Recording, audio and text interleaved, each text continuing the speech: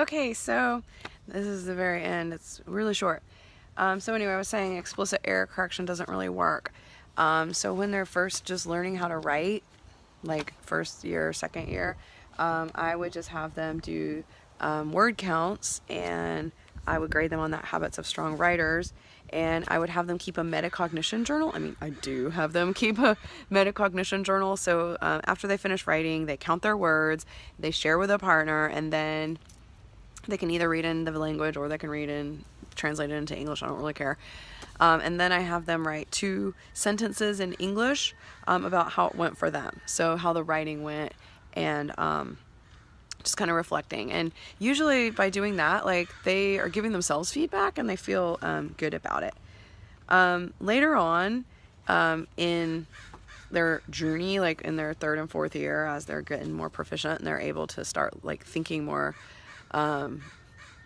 about the structure of their writing and not just like the words that they're using and, you know, the structure of the language, I would have them do some shared writing.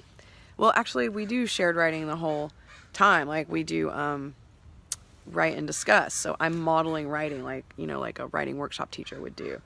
And write and discuss is based on a strategy called the language experience approach, which was made for primary and elementary school students, especially ELL students.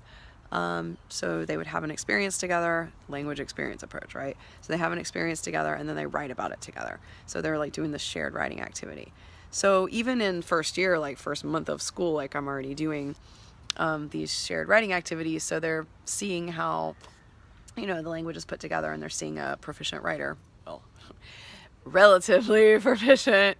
They're seeing a relatively proficient writer, you know, write in front of them. So later I would have them do shared writing, like with a partner, and I would maybe provide them with sentence frames or paragraph frames. This is a common strategy in, you know, the world of language arts and social studies and just any content area, especially if you're working with kids with disabilities or English language learners. So give them a sentence frame or a paragraph frame. And so you would like model how the paragraph is put together, like without the frame. Then you might even model like filling in the frame, and then you give them a frame. And at first I would have them work on it with a partner, later have them work on it by themselves, and then later have them work on a non-framed paragraph or non-framed sentence with a partner, and then have them work on a non-framed sentence by themselves. Like, that's ultimately the goal, right? Is that they're able to write a sentence without using a sentence frame and without having a partner. Just from, you know, being told like, write a paragraph to describe this picture, or write a paragraph to describe, you know, how soccer in France is different from, you know, soccer in the States. I do want to tell about one more thing that I have used to collect data on my kids. It's a rubric that I made called the Retool Rubric, and they retell in L1, which for me is English, language 1.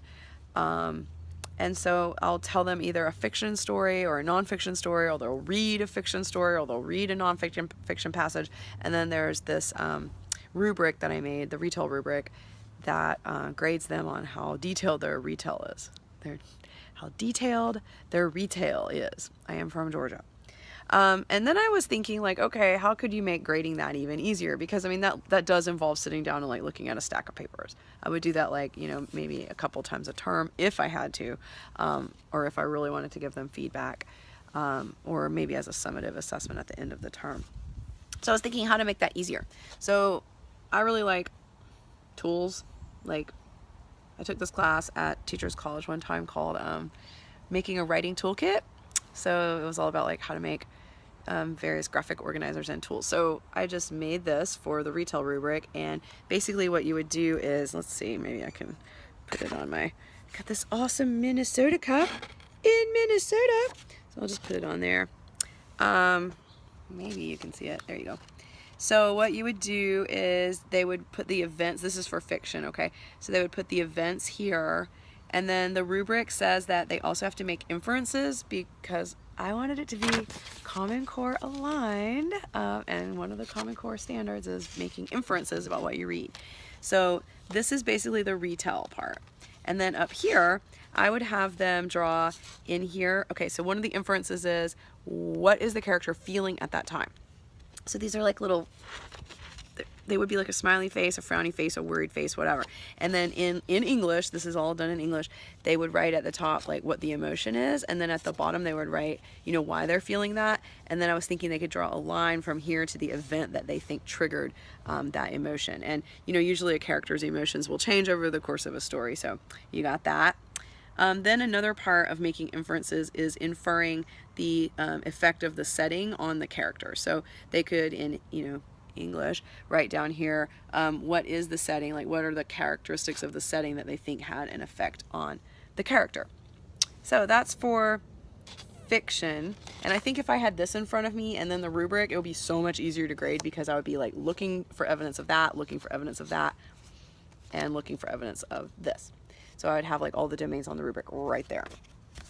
Now for nonfiction, basically it asks them to organize their retell by subtopic.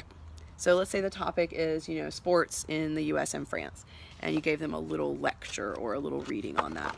So then you could have them put like soccer, rugby, and American football, and then they would write the facts down there. Like they called this, I learned this at Teachers College too. I love Teachers College. They're so great. You should go there.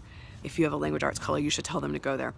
But anyways, the Teachers College called this the box and bullets. So the box is like the subtopic and the bullets are the subtopics, basically. So I hope that helps people cut down on their grading. We work too hard and get paid too little to be looking at big fat stacks of papers. That's my theory. Thanks.